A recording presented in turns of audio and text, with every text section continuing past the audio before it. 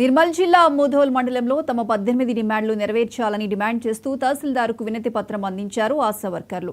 ఆశాలకు 18,000 వేతనంతో పాటు PF, ESI, ఉద్యోగ భద్రత కల్పించాలని కోరారు. పెండింగ్లో ఉన్న లెప్రసీ సర్వే బిల్లులను వెంటనే చెల్లించాలన్నారు.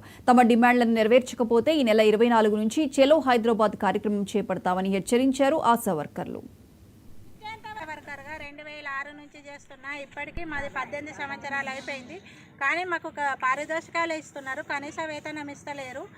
అయితే సీఎం రేవంత్ రెడ్డి గారు ఫస్ట్ మేము టెంట్ వేసినప్పుడు మీకు ఫస్ట్ నేను సీట్లో కూర్చుండగానే ఆశా వర్కర్లకు, అంగన్వాడీలకు నేను జీతాలు పెంచుతా అని చెప్పిండ్రు. కానీ మేము మళ్ళీ ఇంకా 3 మంత్ బ్యాక్ ధర్నా చేసినప్పుడు కోర్టులో కూడా 3 మంత్ అయిన తర్వాత మీకు శాలరీలు పెంచుతామని అన్నాడు.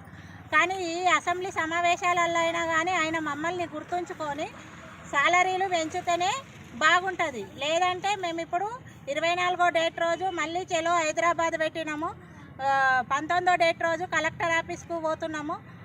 ఇలా చేయకపోతే మేము సమ్మె బాటలోకి దిగుతామని ఆశా వర్కర్లు